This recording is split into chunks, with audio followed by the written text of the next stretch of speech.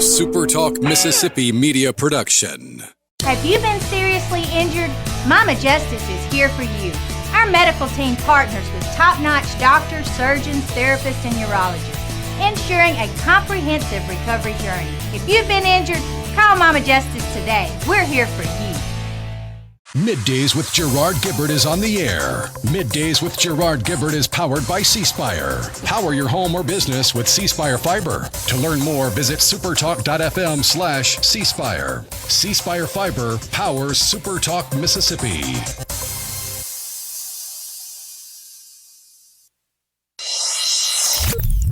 Get ready to go beyond the headlines and join a meaningful conversation with people from around the state. You're listening to MidDays with Gerard Gibert here on SuperTalk Mississippi.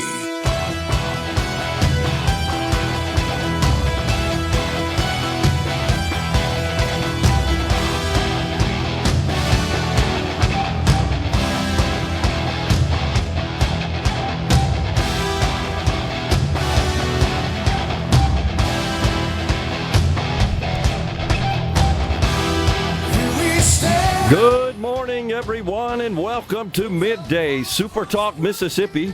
I'm your host, Gerard Gibert, along with Rhino in the Element Wealth Studio, guiding you through the middle of your day with facts, fodder, and fine music. Morning there, Rhino. Howdy, howdy. Okay, who turned the heater on out there? It got a little humidity. Man, oh man. Yeah, the heat index is already above 90. Gee whiz. It was super humid over the weekend, was it not? Like 95% or something when I looked at it. So muggy. Yeah, that seems a little premature for Mississippi. It's June 1. Where the heck did May go? It's World Cup month. I got you. Well, we are all buckled up, ready to go. Lot to cover today. Of course, it is a 2-hour show. Ricky Matthews, Super Talk Outdoors, comes your way at 12:05. At 11:05, it's Ashley Edwards, coastal Mississippi entrepreneur, former president and CEO of the Gulf Coast Business Council. Also, he's a Super Talk Mississippi news column contributor. We'll get his thoughts on the news of the day, the political landscape. He always has interesting perspective. And, of course, what the heck's going on down there on the beautiful Mississippi Gulf Coast? I know they're happy, perhaps, that the rain has left the area because it's been pretty soggy across the state, but in particular down there on the Gulf Coast. So your markets today, quick look at that. The Dow is up. Pardon me, it's down now. It has turned negative 150 points.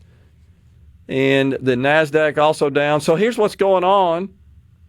The issues continue in the Iranian area in the Middle East. The ceasefire, I would call it anything but a ceasefire at this point. And that's propping up oil prices. Oil up, last I checked, Rhino, about $6 a barrel. Now just under $100. And that's got traders nervous, of course, about inflation, geopolitical strife, all the above. And so there's a little bit of a sell-off, at least in some of the issues. The stock that's just absolutely incredible is Dell. Who'd have thunk it? Rumors of the demise of the personal computer are greatly exaggerated. Of course, they're also, besides selling laptops, PCs, they're selling a lot of servers and storage into data centers, now accounting for, by the way, according to some economists, about half of our GDP growth, which is 2.1% for the first quarter. And roughly a third of America's construction workers are involved in some way in this massive build-out of data centers. But, man, it's just incredible to see Dell just up considerably. It's up $26, $27 again today. You just told us last week how much it was up over the last short period of time, like $80 or something. Or, Yeah, over the last 5 days, it's up over 50%. It's incredible. And that's a stock that's trading for 400 and change. Wow. And IBM is up because Barclays says overweight. That just means go buy more of it. Put more of that in your portfolio because these guys are big time into this artificial intelligence industry and quantum computing. IBM, a major player. Yeah, as recently as Tuesday at noon, it was trading for $301. What's it now? It's currently trading at $458. Oh, my gosh. $150. Why didn't you tell me? That's what everybody's saying right now. You know who's really kicking themselves are those that expected poor results. They announced last week, I believe, and sold off. They're the ones really upset about that. Incredible. Again, fabulous American companies, and we should point out Michael Dell, a big philanthropist and a huge supporter of the Trump accounts.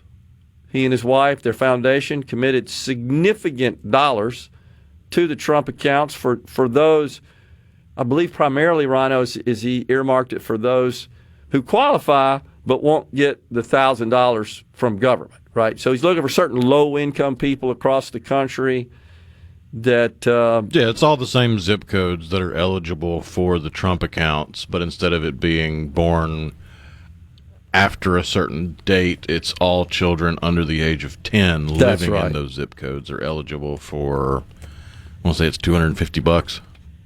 Okay. I think that sounds right. But, I mean, he committed... It's like six and a half billion, yeah, was something it? like that. I think so. I'm looking it up right now because I'm curious. It was a bunch of money, $6.25 billion. Michael and Susan Dell. You're absolutely right. $250 boost to kids 10 and under living in the zip codes with median incomes of $150,000 or less. So we basically were in the neighborhood of the details. And by the way, an app. You should know this, folks. Certainly those of you who qualify for the Trump accounts, an app has been published. And, of course, to qualify for the federal government's contribution of $1,000, you can apply using the app. You get alerts and other information on the app. And by the way, the download hub for that White House app. and so those go into effect July 4th, is it? Right, or is it July 1? I can't remember if July 1 or 4th was the date. But children born between January 1, 2025. July 4th. Okay, that's what I thought. I thought they made it to coincide with the nation's birthday. Children born between January 1, 2025 and December 31st, 2028 receive a $1,000 federal deposit. And then, of course, you can contribute annually $5,000, of which $2,500 can come from non-family sources. You've seen this, lots of companies in this country have already announced they intend to participate and to fund accounts for the children born to their employees that qualify. So that's really cool. But the app is up and running now, and you can download it and take care of all your Trump account business there, which I think is IRS really... Form 4547. Of course, there's got to be a form. The IRS is nothing but a bunch of forms, right? It, of course, you know I'm a big MASH fan, and it reminds me of the time that somebody from the headquarters, whatever it is, comes in and visits, and Colonel Potter's mad because they wouldn't give him a popcorn machine or something like that. And he said, you got to fill out this form. And it was this long list of characters and slashes and numbers and all kind of stuff like that, just done in traditional Army way. And there's somewhere in there, remember when he says, well, if you wanted a centrifuge, we could get that for you, but you're not authorized for a popcorn machine on movie I just threw it into Google, and the first picture that popped up is a guy in a uniform with glasses going, That's him. just use standard S-1798 and write in pizza where it says machine gun. I remember that. That's so well written, man. That's just incredible. Oh, gosh. So, I know our friend Thomas likes to complain about the boomers in our country. Now, to be fair, he ain't the only one. I am, of course, a boomer. I'm a proud boomer. And there's some articles, an article at least in Fortune, that says that boomers are choking the economy, that they're sitting on the houses and they won't quit working. That's what they're saying. They're keeping all the good jobs and won't quit working. Oh, man. So I guess we boomers are in the bullseye of the folks that are mad because we're still working, taking up the jobs, won't unload our houses. And there's some other things they're complaining about as well. They think that we're choking off the economy. We're going to take a break right here. A bunch more to talk about. Coming right back in the Element Wealth studio.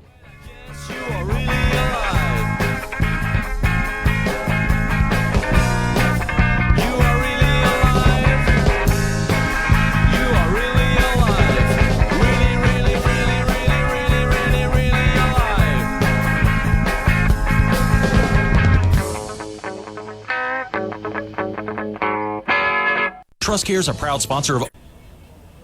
This segment of Middays with Gerard Gibert is brought to you by Covington County Hospital in Collins, where your health matters. Now back to Middays with Gerard here on SuperTalk Mississippi.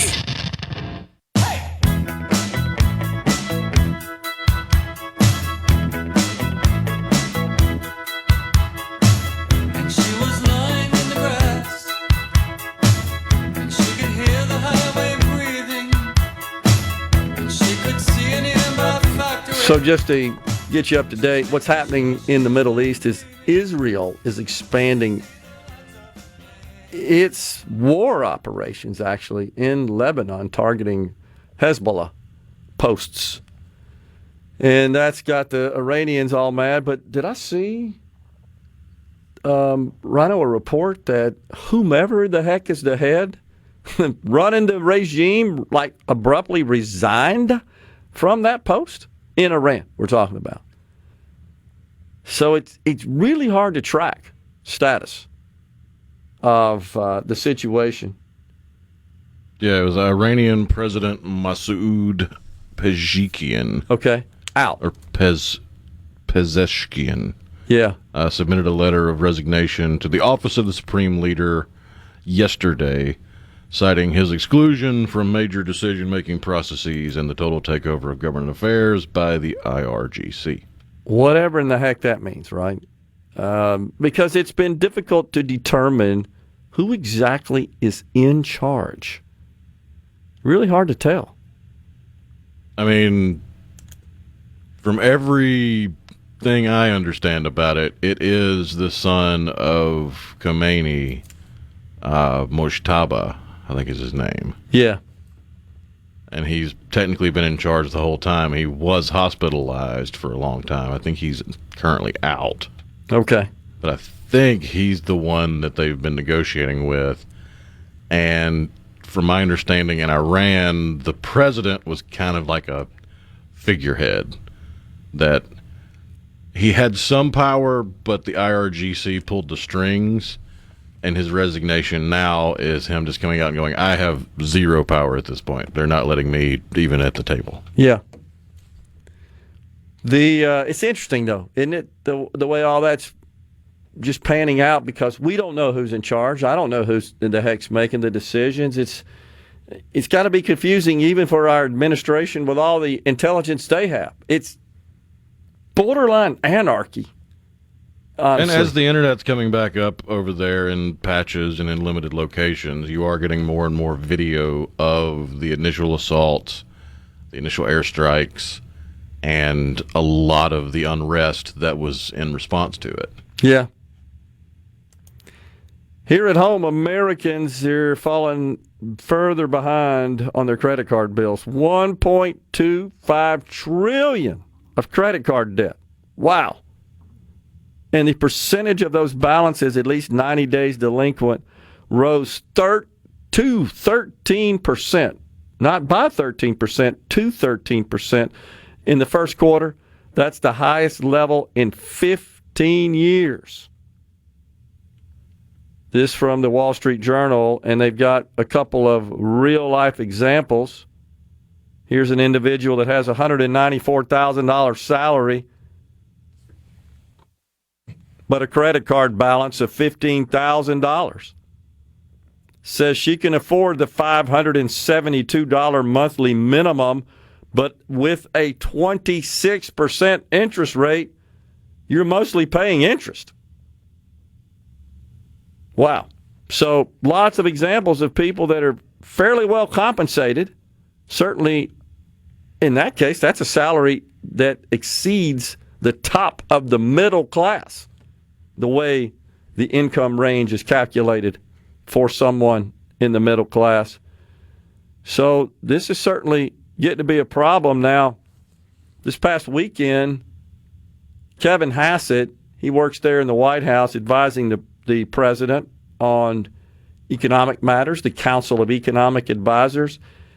He painted a factual, rather rosy picture, mainly focused on real household incomes that he says are up since the president has been in office. He's absolutely right about that. And real household incomes, of course, is your nominal income increase adjusted for inflation. He says that's up about $4,000 in a year and a half since President Trump took office. It is absolutely true that under Joe Biden, it was up about $3,000. All of that came in the final year and a half of his term, because remember, Rhino, we reported it many times. We were actually upside down. That during you recall, the 9.5% inflation period, where, incomes weren't going up sufficient to cover that. Thus, you had a decrease in real income. That's just your nominal income adjusted for inflation. You're making this much money, but the cost of stuff's gone up. So even though you got a raise, that's not enough to cover the increase in the cost of living. So that's what real income, as opposed to nominal, not absolute income, measures. But I think that Kevin, Mr. Hassett, while I certainly appreciate him painting the positive picture, and I'm with him, I agree with his data, but I still think people are concerned about the price of gas. And whether it's a good thing or a bad thing, I've said this before, that perhaps the most powerful campaign signage of all is the price of gas in front of every gas station, convenience store in the country. That's just a big factor into folks' candidate party preferences. So this is still an issue that's got to be addressed. Now, I caught a fascinating article that is consistent, Rhino, with something that, again, I said before the election, before the 2024 election, was that even though I'm all about drill, baby, drill, and the biggest problem we had there is we had an administration under Joe Biden and Democrats in general that want to, quote, kill the fossil fuels industry, stupidly believing that we can live without that we can exist without that. That's stupid. We can't. And so what they do to kill the industry is try to implement all sorts of onerous regulations and requirements and permits and fees to make it virtually impossible to expand exploration and production. My concern always was, well, how motivated are the oil companies to get out and produce more? Because producing more They don't control the price, despite what Joe Biden and others believe. That's controlled by market dynamics, it being a globally traded commodity, that they wouldn't be so enthusiastic about increasing supply, knowing that would drive the cost down. So some of them are now warning that, hey, even though this war is over, don't expect us to just rush out there and start drilling more. Now, just so you'll know, the production right now in this country domestically is about 250,000 barrels more than it was when Biden left office. It's still in the 13.7, 13.8 million barrels a day. It was about 13.5 to 6 when he left office. So not really a huge increase there because there's not a lot of motivation to do that, as that would drive the price down. So I also said, Rhino, that I thought they would be hesitant to do so because they're only getting a fossil fuels friendly administration for 4 years. You can't predict the future. God help us if a Democrat gets in there. There we go again, making their life miserable, causing them to hunker down, honestly, and delay, if not permanently postpone, more drilling. And so you've got industry executives, and I should say industry analysts in the oil and gas industry, saying they're hesitant to make such big investments over what may be a temporary price spike. Price comes down, get a new administration that ain't happy. And there are a lot of small companies in the oil and gas business that struggled in the past when they made big investments and then the price came down. Now, something else I wasn't aware of is that a lot of the increase in our supply came from the fracking in western Texas. And they're saying that the majority of the prime acreage, these are industry experts, subject matter experts, in the Permian Basin, which accounts, listen to this, Rhino, for 44% of total U.S. oil production. 44% in that one region. And 19% of liquid natural gas. They say it's already been drilled. That's what these guys are saying. It's as far as the prime acreage, the easy, inexpensive, you know what I'm saying, to get to, that, yeah, there's more there, but it's more expensive to get to it, and that has a tendency to keep the price elevated. They say, quote, new wells in Tier 2 and Tier 3 acreage do not produce like the early Wolfcamp barn burners did, and estimated ultimate recovery on Bakken and Permian wells has reportedly fallen by half since 2020. Coming right back. Bicycle, bicycle, I want a bicycle race. You're listening to Middays with Gerard Gibert, here on SuperTalk, Mississippi.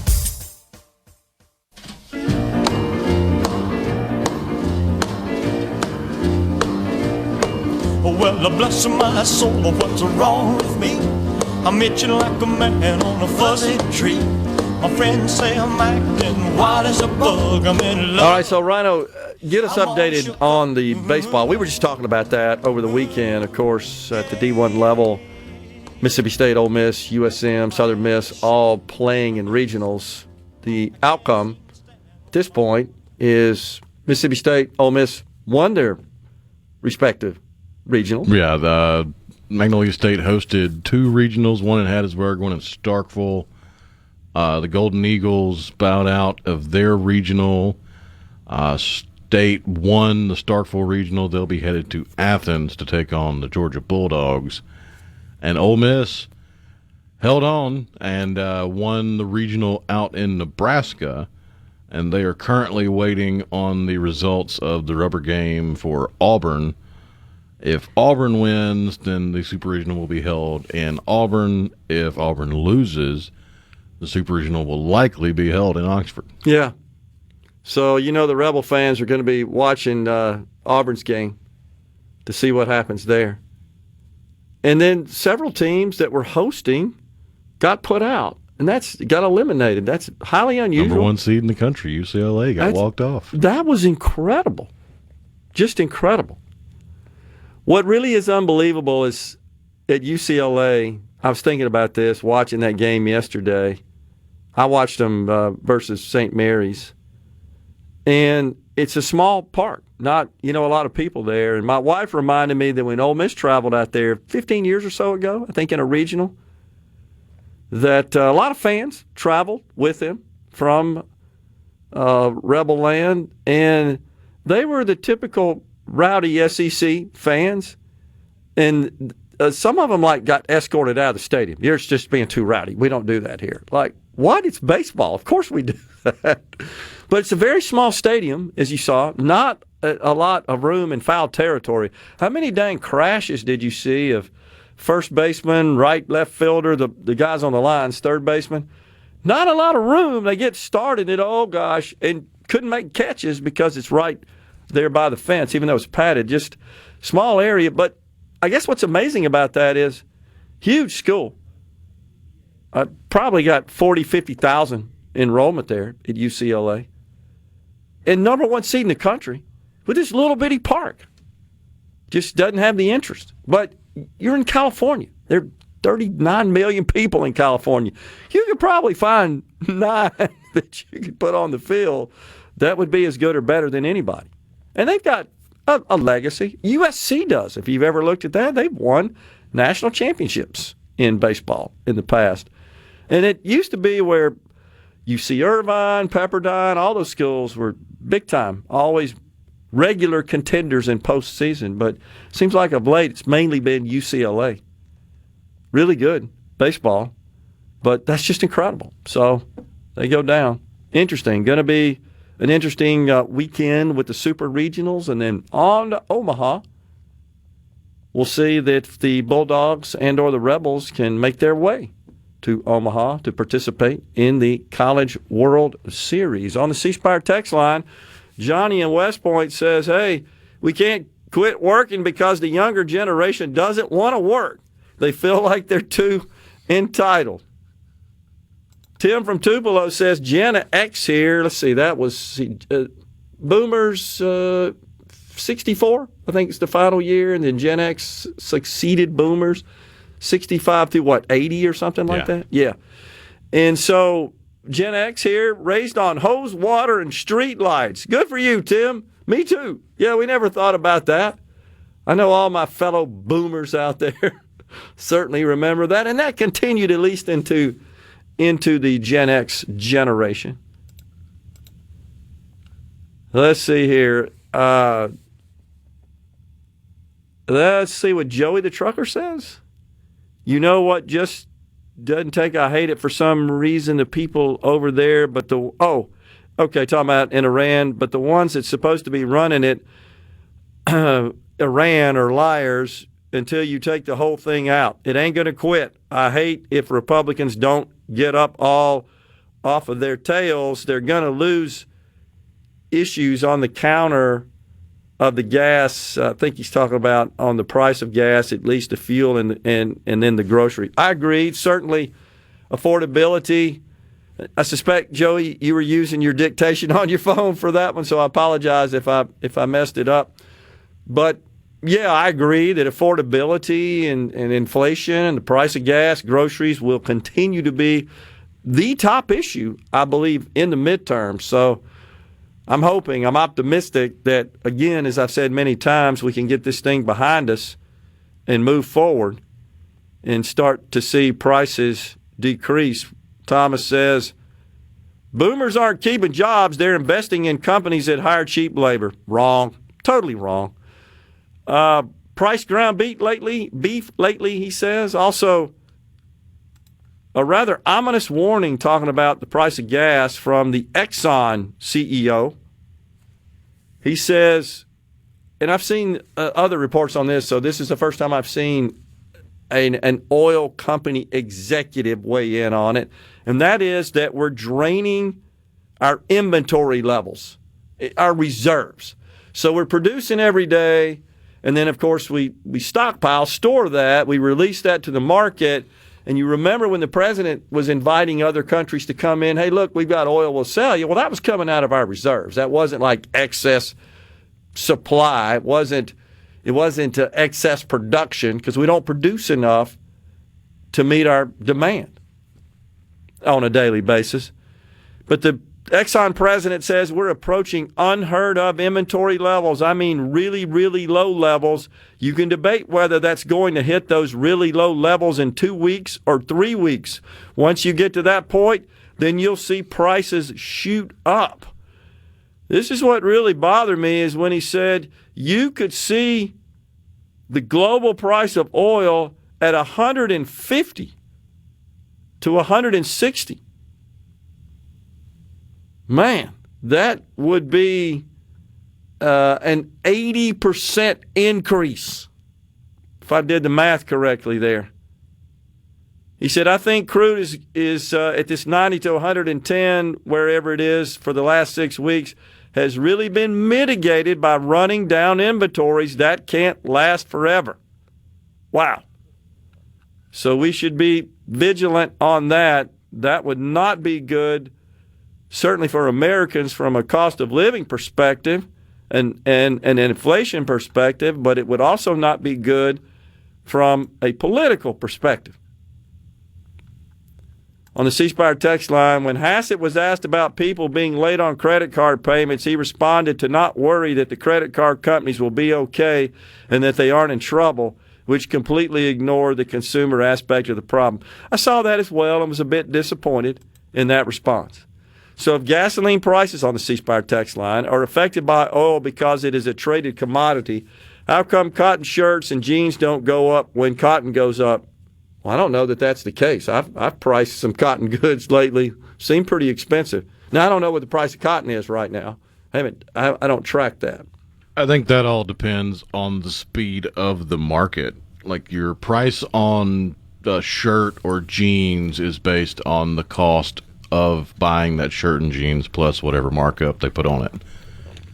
They're not having to re-inventory that same shirt and jeans on a daily or weekly basis, so they're not updating that cost on a daily or weekly basis like they would with gas. And also, I agree, not sure how much of the overall cost of inputs is represented by the material, right? So it's just a different business model, and I haven't sat down and contrasted them.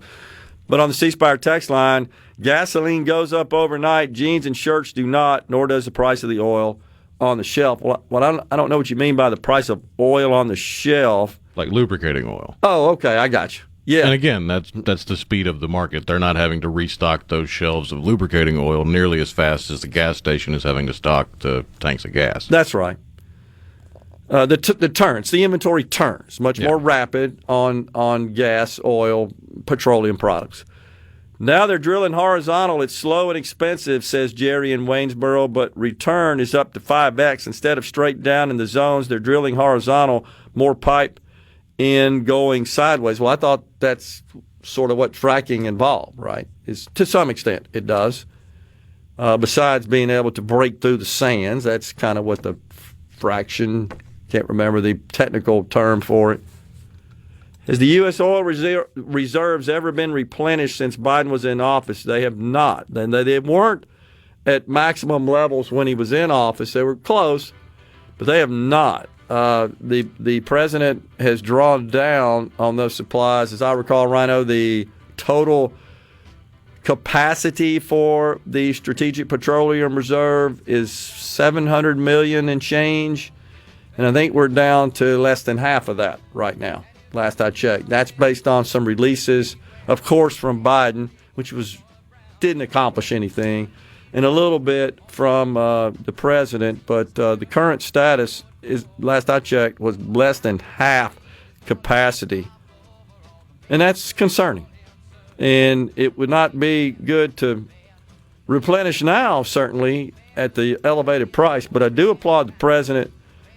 Yeah, I just checked it, 51% full.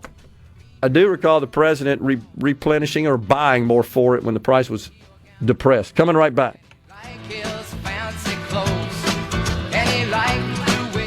Hey, folks, I'm Andy Gibert. You're listening to Middays with Gerard here on SuperTalk, Mississippi.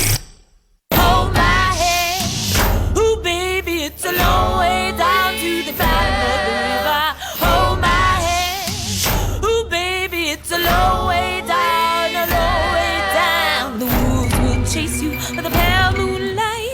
John in Ridgeland says, remind them of rationing during World War II of not only gas, but also tires, sugar, recycling. Yeah, and as I recall, growing up, my parents, Rhino, had this set of 10, like iced tea size glasses. 10. Had a kind of a little curved lip on them. In colors. There's like a gold and a green and a yellow and a purple. And it was, to John's point here, glass was like in short supply, but tin wasn't. And so they were asking Americans not to buy glass products. And that's why they had, and that was left over from World War II. I grew up on that as a child in the late 50s, early 60s. Interesting. Joey the trucker says, I want y'all to know I'm a Republican, and I can tell you that's the reason I'm worried that if I don't do something, we're going to lose. And what Joey says is, Gerard, I don't see anybody breaking my truck down trying to get in to drive a truck. Yeah, that's been noted, Joey. My understanding is, just observing industry reports on the transportation industry, that is a problem. And I think that's why there's such a rapid move towards autonomous trucks, knowing that we're going to have a shortage. Already do, but that is going to intensify. And we got to move the stuff around. So, and appreciate you, Joey, for your work. Paula Meridian says Trump needs to authorize some surgical strikes on their power grid. Nothing major, but they need to be in the dark for an amount of time. That'll make something happen. I don't think that would be very popular. I hear you, Paul, and I would like to see us do something militarily that would cause them to come to the table and agree to give up their nuclear ambitions. The president has made it clear that any agreement without that is DOA. But I don't know that it would be terribly popular, because what could happen there, Paul, is that you could have problems with hospitals and health care and stuff like that. And the infirmed elderly, you could just go down the list that rely on, of course, electricity. I hear you. I don't know what the solution is, honestly. And I hope that the president and his inner circle are devising one now that would motivate the regime and whoever the heck is in charge to come to the table with something that could put this thing to an end. You'd think that the climate warriors would be ecstatic over sky-high prices, says Rich in Biloxi, just like a few years ago. Yeah, do you remember Barack Obama famously in an interview when he was running for president said, and I'm quoting him here, that energy prices would, quote, have to necessarily skyrocket. That was his belief, so that we'd use less of it. Just being totally ideological and an idiot on top of that. So that's certainly a problem. Darren in Jackson says, Boomer here, raised on 8 tracks and butt whoopings. I'm with you, Darren. I remember those days when my mother would send me out to get the switch with which she would beat my rear. Go get me a switch. And you're crying the whole way. Here. And then you know it's coming, man. Boomers have been crying about the younger generation for 15 years. Some do. I agree. Don't pencil me in that category. I don't. Let's see here. I think that was all. That's it right now on the C Spire text line.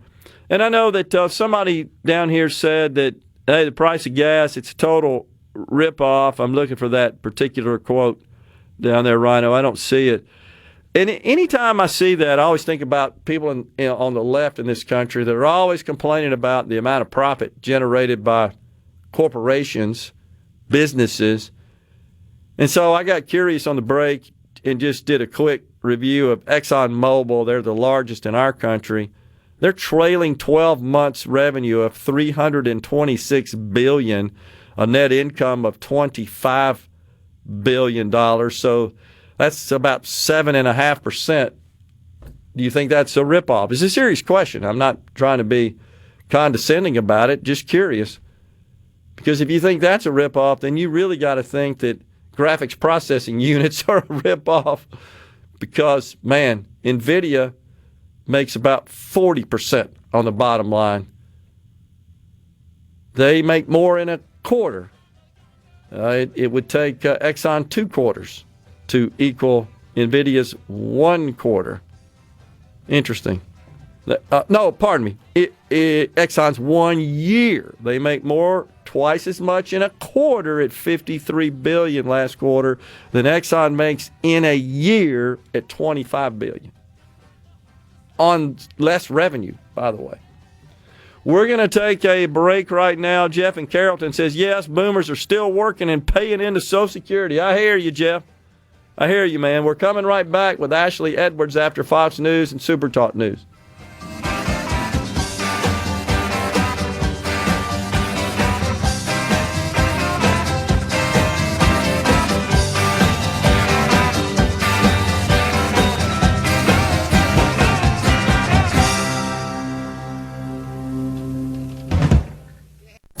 Middays with Gerard Gibert is brought to you by the Mississippi Business Journal. Visit msbusinessjournal.com. Scott Coopwood, publisher and president.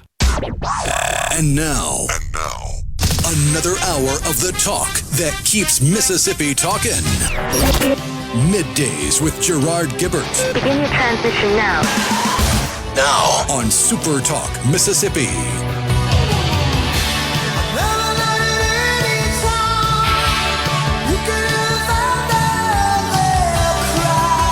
Welcome back, everyone. It's hour 2 of Middays from the Element Wealth Studio. It's our pleasure to welcome now Ashley Edwards, coastal Mississippi entrepreneur, former president and CEO of the Gulf Coast Business Council, and also a contributor to SuperTalk Mississippi News, a columnist. Hey, Ashley, thanks for joining us.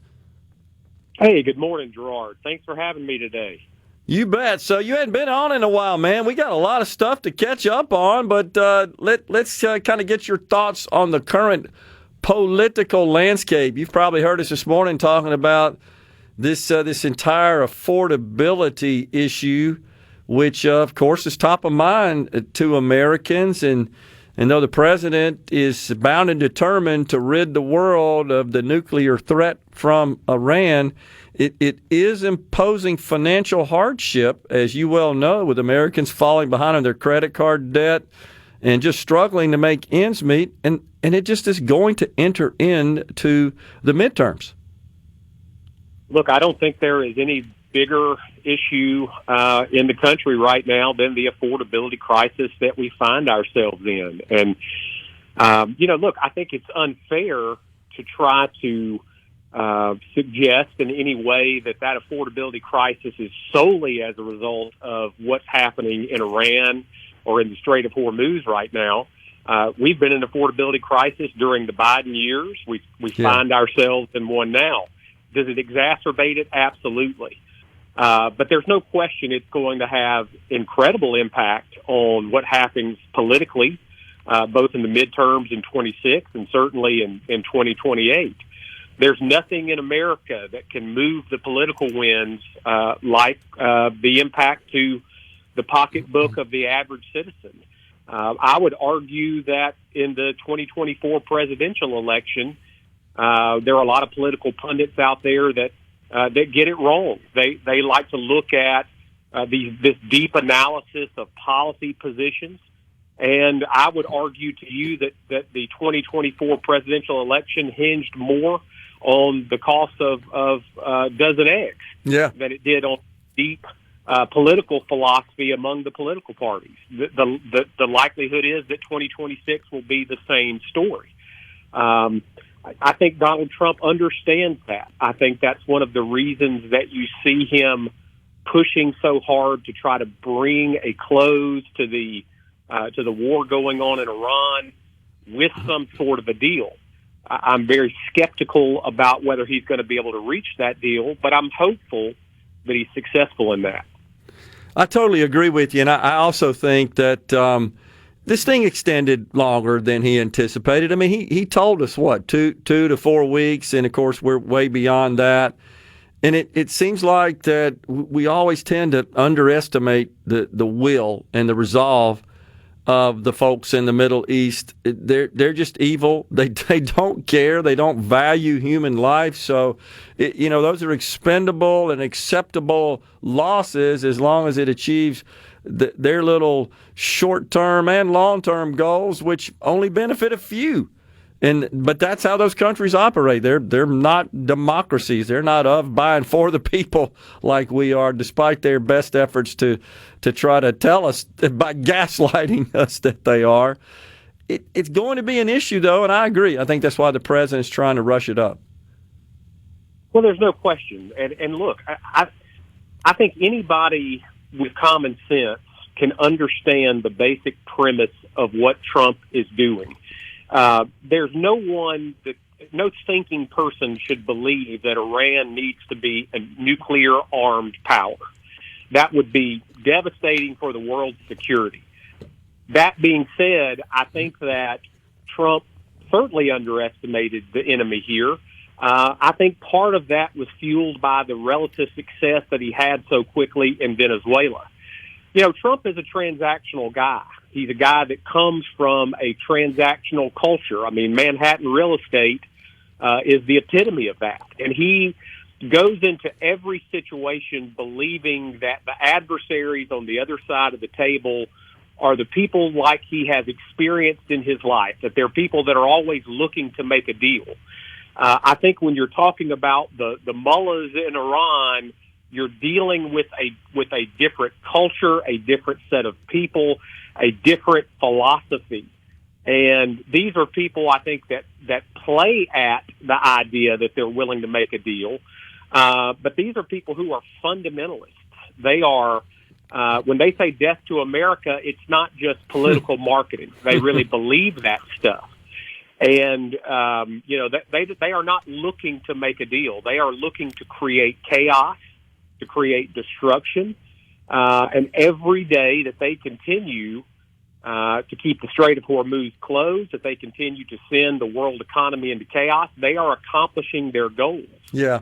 And it's being reported now, Ashley, just literally hot off the press, that the president is amending the deal. And he says that we're getting what we want, but it's coming slowly. So we'll see what the results are of this latest, round of negotiations. Well, it certainly seems to me that there are negotiators within Iran who are playing ball to some extent, and that is leading to increased hopes in the White House that a deal can be struck. But I think that doesn't necessarily recognize that there is still an element within that country in control of the IRGC, in control of the military, that is doing everything in their power to work against the deal. I mean, there were fresh missiles launched against American positions in Kuwait overnight. So, there's no question that this is probably farther away than what the White House maybe wants to lead us to believe. And I don't think that there is a clear power and control structure in Iran right now. I think there's still a lot of jockeying for power within all of the folks that are left there, some of which may be more diplomatic in their approach, and others of which would love to see this war continue and would love to see chaos continue. So, my confidence is not high. I mean, again, I think we all ought to be rooting for President Trump's success here. A successful end to the war, a successful reopening of the Strait of Hormuz can certainly ease some of these issues that are driving prices higher. But even with that happening, we're unlikely to see prices come down significantly. I mean, I think Trump is being overly optimistic when he says there's going to be this precipitous drop in prices the minute the Strait opens. It's going to take some time for all of this to work out. It's going to take some time for the economy to catch back up. And, And so my optimism is just not as high as what the president's is. Yeah, and I agree with you. And we've been talking about that this morning, Ashley, that some information from the fossil fuels industry, from ExxonMobil's CEO, there are many indications that we're not going to see as precipitous and as rapid a drop as I think we're being told, certainly by the administration. And I don't know what the truth is, honestly, on that, but it's something we'll have to keep our eye on, and that's going to figure in to the way folks vote. Of course, the big problem is nobody gets out and votes. I don't know if you checked out, of course, the latest big election runoff over in Texas with two candidates vying for the Senate seat, including the incumbent. The turnout was terrible. It was about 16-17%, along the same lines as it was in March for us when we had a statewide race for a U.S. senator. Of course, the seat currently held by Senator Cindy Hyde-Smith. Folks just aren't getting out and voting. That's absolutely correct, and I think that is one of the key factors that tells me we should not read too much into what has happened in these primary elections or these runoff elections, because the general election electorate is going to look much different than what we have seen up until this point. And so, in these primary elections, and certainly in runoffs, you've got your real party activists that come out. The general election is going to look a lot different than that. I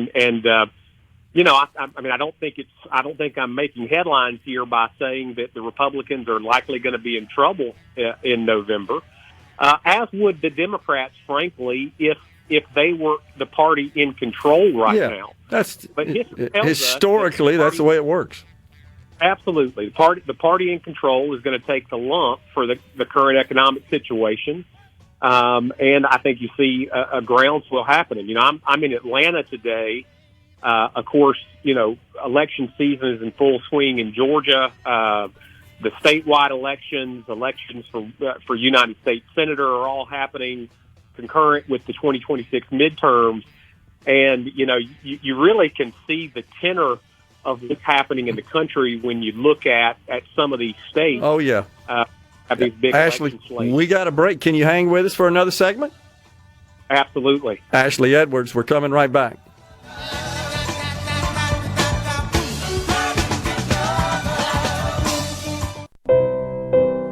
Middays with Gerard Gibert. Let's do this. On SuperTalk Mississippi. Let's go.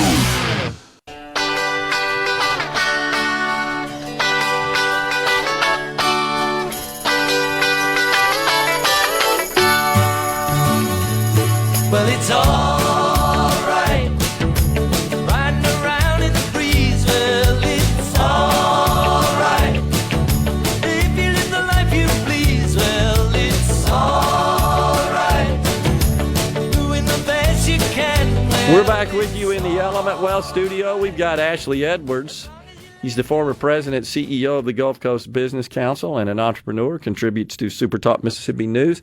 So, Ashley, you're telling me that you're in Georgia today and you're observing the political landscape over there. You're right. Big races going on. And, again, there seems to be a lot of money that gets spent on these races, something we've talked about extensively on this program, the massive amount of money that is flowing into our political races and campaigns. But it seems like that the smart candidate would be spending more money and investing more effort into getting the people to the polls to vote. No question about it. And absolutely. It's incredible, Gerard, what these races cost now. I mean, you're going to see Senate races this time around cumulatively that will start to approach $1 billion in spend. I mean, that's unbelievable for a political race. I mean, that is just unheard of in American history, and that's only going to keep going up. I mean, you think about the Texas race, for example. There's going to be hundreds of millions of dollars in spend between now and Election Day on both sides of the equation. great for the folks that sell political advertising, but I'll tell you that is a lot of money. A bunch of money, and most of that probably will be invested in PACs and super PACs that will just be exposing the negatives of both candidates. Both candidates have a pretty long list. Well, and I tell you, it really is incredible to me when you watch sort of the politics and the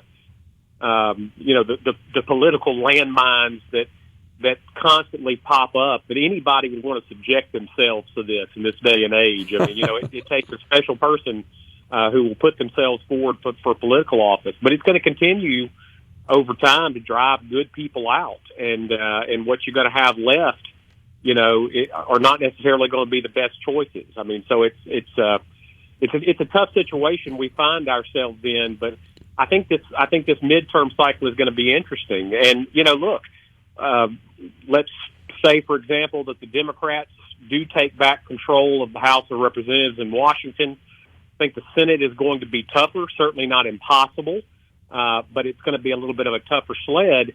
They're going to be right back in the situation where, they're going to be taking the lumps for what's going to happen over the next couple of years. Exactly. Because things are going to fundamentally get better and easier. There's no easy fix for this. Right. The world and certainly America right now is going through an economic restructuring. It's an economic restructuring that's being fueled by AI, by technology, by all of the precipitous changes that we see happening, that are happening in ways that in some ways we can't even comprehend right now. And that's going to lead to some pain, and it's going to be some sustained pain for a while. And so whichever party ultimately is in charge, there's not going to be an easy legislative fix for all the things that ail us in the United States. That's totally true. But in spite of you being spot on with that there's no easy fix, it's not like, hey, look, guys, I got the solution to the affordability problem and to bring prices down, et cetera. They still will tout it, though. They'll promote it as part of their political campaigns. And you know what happens? People expect that, and then it doesn't happen, and then they often get punished.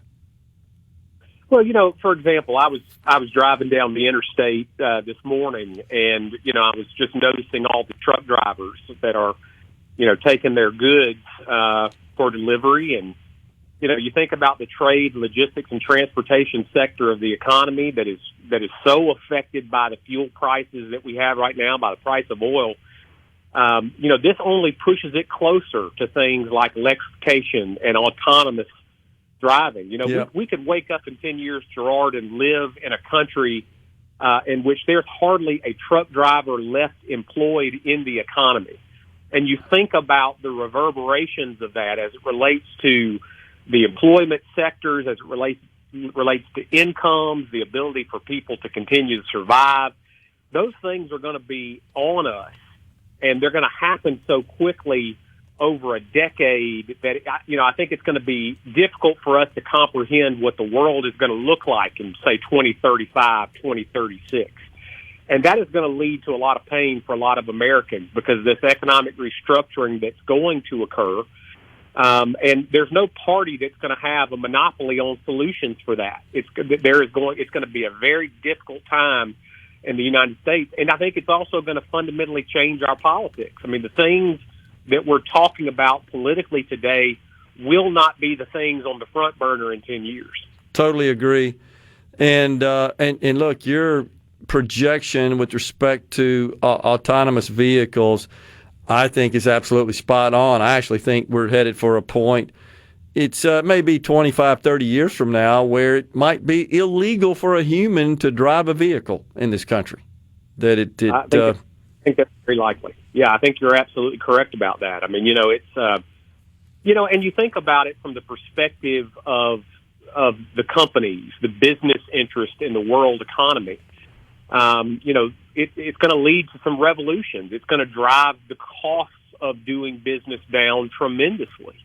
The efficiency, the productivity is going to increase by magnitudes of scale. Yeah. The things that we have always depended on human beings to do will be able to be accomplished in a much different fashion, much more efficiently.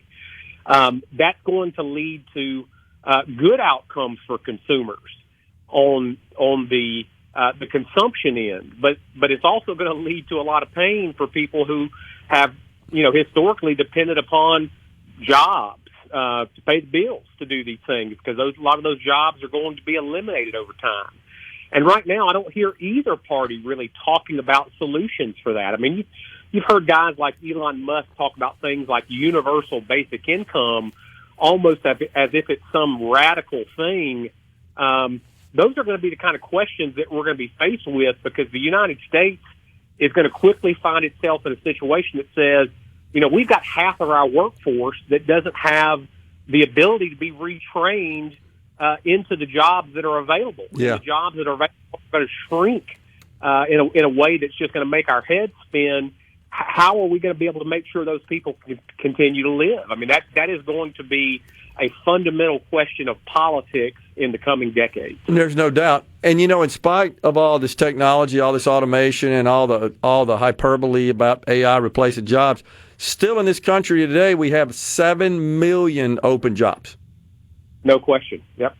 So, and the employers say, we need people. We can't find the people who can do these jobs, who possess the skills to work these jobs. That's the biggest impediment to employment. There's a mismatch. You see it right now. We have unemployed people with a certain skill set, and then we have jobs that require a certain skill set, and they don't align. Well, and that's the irony. In some ways, it's the thing that is pushing automation to occur even more quickly. I talked a few weeks ago to a business owner down in Gulfport that says, look, we've got 6-figure jobs that we will take somebody with no experience and no training and teach them how to do, and we can't find enough qualified people that come in the door that want to work. Man. It is a real struggle. And so, it's not a job availability problem, as you correctly pointed out, which is leading folks to have to look at, how can we use technology to fill these gaps that we have, because we've got to have production capacity, and we don't have human beings willing and ready to come do it right now. Yeah, and that's a resounding refrain, from employers across the country. Yeah, we need people. We can't find those that can actually are qualified to do the work or willing to do the work. Willing, yeah, absolutely. Man, it really is incredible. But I think your analysis is spot on, that it's somewhat of a revolution if you think about it. It's transformational, and we'll get through it. We'll deal with it. We'll figure it out. We're smart. We're smart people. I think the difference, though, Ashley, is that the cycle times of these changes and these disruptive events, they are much shorter. We got about a minute left. They've shrunk. Well, I've used the word sometimes compounding disruption, and I think that's the name of the game of our future. We're going to see compounding disruption happen, and it's going to fundamentally change everything we know. So that's so true. That's a good way to describe it. Compounding disruption. That's totally true. Always enjoy the conversation, Ashley. Take care of yourself in Georgia, and let's get you on again soon to talk some more. Appreciate it, man. Hey, great talking to you, Gerard. Thanks so much. Coming right back in the Element Wealth studio.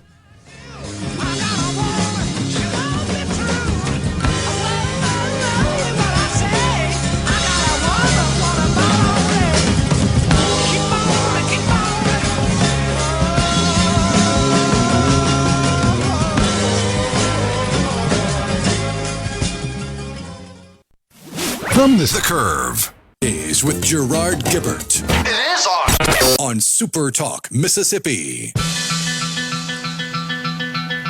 Monday morning feels so bad. Everybody seems to nag me. Coming Tuesday, I feel better. Even my old man looks good. Wednesday just don't go. So, the mayor of New York Zoran Mamdani, he created an Office of Engagement. Oh, that's necessary. Got to have that. The payroll, $5 million. You can't make ends meet. You're struggling with your budget, but you need an Office of Engagement. Jeez. Which looks like a chessboard. One of them, one of those, one of them. Man. So last week, speaking of some political fireworks, Attorney General of the great state of Texas, Ken Paxton, endorsed by the president, he defeated moderate incumbent John Cornyn, that in the Texas Republican U.S. Senate primary. And he will be taking on James Tallarico, the Democrat, in the general election. He's describing himself as a progressive state representative. No, he's a left-wing lunatic is what he is. He doesn't really look good. He doesn't fit, our typical profile with the purple hair and the oversized glasses and the multiple piercings on the body. He's, I guess, managed to avoid that. Maybe he thinks it's in his best political interest in Texas. But make no mistake, he's right in there with them on all the craziness. And Christopher Rufo, the publisher of the City Journal, maybe the best source and resource for all things woke. I started paying attention to him back in 2020, right after we started doing the show, and subscribed to his newsletter, still do today. And he became sort of a clearinghouse. He appears on Fox on a fairly regular basis, and he mainly talks about these crazy cultural issues. And because he became, I guess, such a hard hitter in that arena, individuals that were subjected to all this crazy stuff in the college level, in corporate America, would share with him things going on, including materials, including video. I think he may have been the first one, Rhino, that dropped the video when the University of Vanderbilt was talking about their sex change health. I won't even call them health. Let's call them medical procedures and treatments. You remember the head of the department with the physicians assembled there at the University of Vanderbilt Medical Center when she was talking about how it was going to be so lucrative because they would need treatment for life. You got a customer for life once you go to whacking their genitals and shoving all these sex treatment hormones and so forth, because your body wasn't made for that. You're going against nature here. And she got exposed. And then you remember the governor at the time, I believe Bill Lee, said, yeah, we ain't doing that anymore.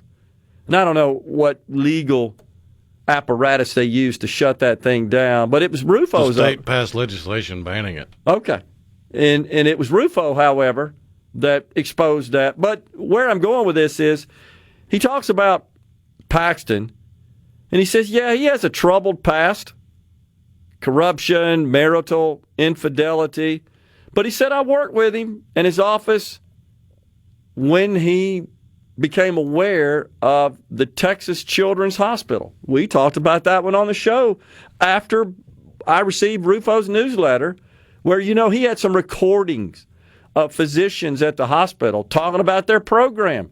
But they were basically denying to the outside world, to a great extent, that this was even occurring. And if I'm not mistaken, Rhino, the biggest children's hospital in the country, the Texas Children's Hospital. And when he exposed it, he said that when Rufo exposed this to the Attorney General, Ken Paxton, that he was very aggressive in pursuing it. He says the thing I like about him is that he likes the spotlight and he likes to deliver wins. And on that basis, this is Chris Rufo's opinion, He's going to be a far better vote in the Senate than Cornyn on all sorts of important issues, from immigration to the culture wars. It won't take much to be better than Cornyn in that regard. But that's just an interesting take, I thought, from Chris Rufo, whom I deeply respect. He's just a common sense guy that exposes all the craziness big time all over the DEI and CRT stuff going on across the country. I remember him exposing Texas A&M, the University of Texas, the University of Florida. He wasn't the only one, but he seems to be kind of first on the scene with that sort of information, and lots of crazy stuff happening also at the K-12 level across this country. So he is a very valuable resource in that respect. Along these lines, by the way, there is a reverend of the Unitarian Universalist Church in Nantucket, Massachusetts, just canceled July 4th celebrations because white people are privileged and honoring American history, quote, perpetuates the harm, injustice, and anti-democratic process. Huh? And then she lied about it, said, oh, no, I didn't do that, but then they exposed her saying it. You loons, good grief.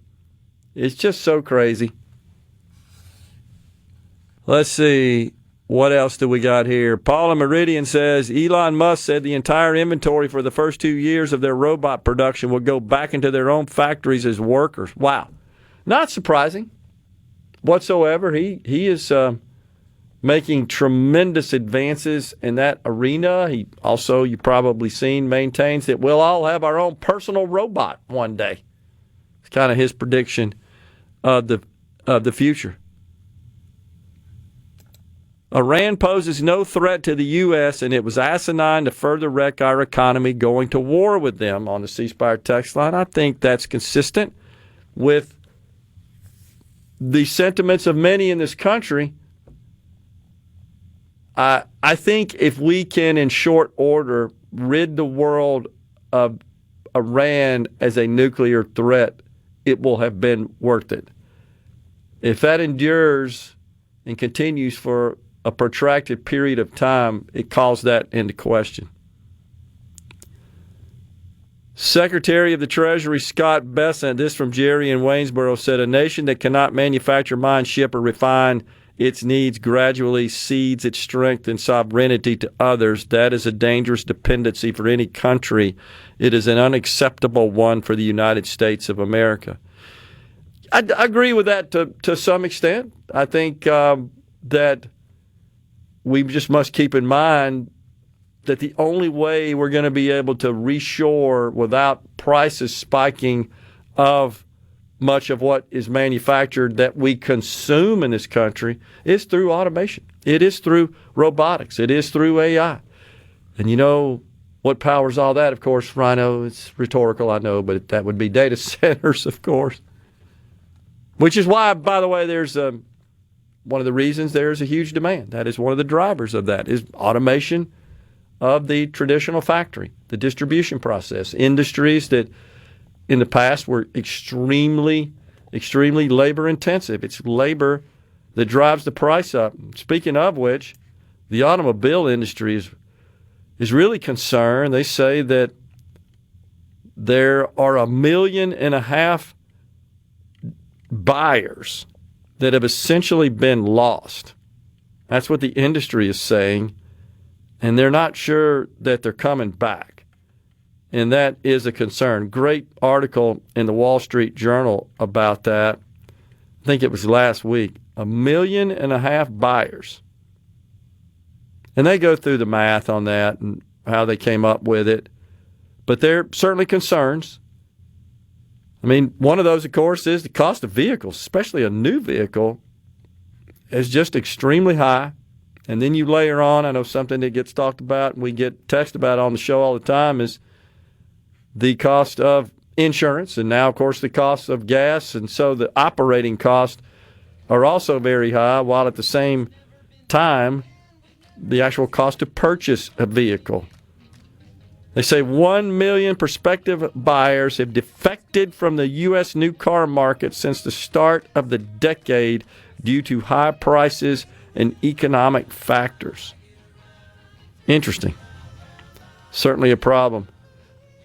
On the other side of the break, I was going to share with you a little math exercise I did concerning car tax, speaking of vehicles.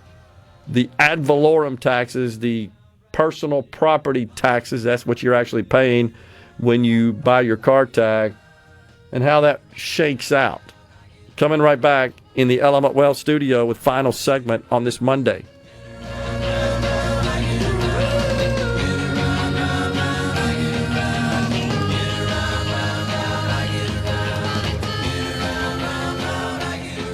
Up of Mississippi. Are we going to do this? Middays with Gerard Gibert.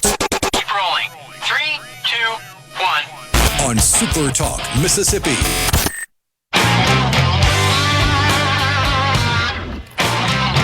So I know you're a big cat lover and recently lost, sadly, your porch cat. So cancer is something that often strikes cats, felines, and we don't know much about it. Veterinary science concerning feline cancers, not well known, not well studied. But recently, some research has shown that the cancers that cats contract are very similar in their structure and their physiology and behavior as some human cancers. And so there's some new research that is being commissioned to study cancer in cats, and it's thought that that could have a dual benefit and that it may lead to some treatments and cures for human cancers. So that's pretty neat. And there was a reported breakthrough out of Japan on feline chronic kidney disease, which impacts a lot of older cats, especially as they age. And I want to say it was a Tokyo-based company has filed for regulatory approval for a protein that would assist in the kidney cleaning out the waste. And they project that if the breakthrough is replicated and if everything goes to plan, that if approved, the treatment could prolong the lives of cats up to 30 years. Wow. That's incredible. And I wonder if that potentially would lead to better treatments for humans for, what's it called, chronic kidney disease. Yeah. Which normally means that you got to go get dialysis. Once you contract that, your kidneys aren't doing their cleansing function, which is what they do in the human body. So before we went to break, was talking about this. So we got little time left. Final segment today. Ricky Matthews, Super Talk Outdoors, coming up next. A lot of talk about property taxes inside our state. Car tags in particular. That's one of the things people really loathe on an annual basis is paying that car tag fee. And, of course, they don't like paying their property taxes. I think the difference is folks with a mortgage, it's built into their mortgage. Maybe they don't notice it as much. Folks without one or that are not required to escrow their property taxes for their real property, home typically, they do have to pay on an annual basis. But with respect to car tags, so I just did an exercise to see, well, what if we replace car tags with an additional dedicated sales tax? And I know I've talked about that before, but I did several counties, and I thought you guys would be interested on what that would look like.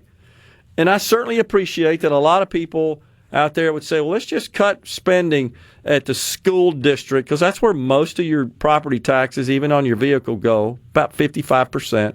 School district, county, and city level. And I'm all up for that as well. But if we were just to do a dollar-for-dollar replacement, just an exercise, replacing car tag fees, and I'm not talking about the small little annual fees, the actual taxes part of it itself, the ad valorem taxes, with sales taxes in each county. Here's how it shakes out. LaFleur County, this one kind of surprised me, Rhino, 1.5% would be required. So instead of a 7% sales tax, it would be an 8.5% sales tax, but no more car tax. Rankin County, 1.05%. Forest, 1.1%. DeSoto County, 1.3%. Hinds County, 1.3%. Jones County, 1.4%. Madison County, 1.34%. Harrison County, 0.9% is the way it works out. But get this one. Issaquena County, 44.8%. In other words, you'd need a 51% sales tax to cover the loss of car tax, the taxes associated with car tax in Issaquena County. Most of them landed in that 1 to 1.67% range. And again, this is just car tax. This isn't talking about your real property. That would likely be more. It's just an idea, because that's honestly how states that have lower property taxes, and the only one bordering us that does is Alabama. But it's got higher sales taxes. You looked up Mobile for us the other day. What, it 10, seems like? Yeah, 10% sales tax. So that's 3% more than the closest county in southeast Mississippi to Mobile. And that may be Jackson County. And then you got, what is it, just above that? George, Wayne County, I think, in that area. I may be wrong. I didn't look up Lafayette County's binder hauling solutions, but I will, and I'll report it tomorrow. And if you're not tuned in, or if you're tuned in, let me know. If not, I'll see if I can find you and send a text on that. I didn't do them all, but I'm working on that. Coming right back. No, we're out of time today. Sorry. It's Ricky Matthews, Super Talk Outdoors. Stay safe and God bless everyone.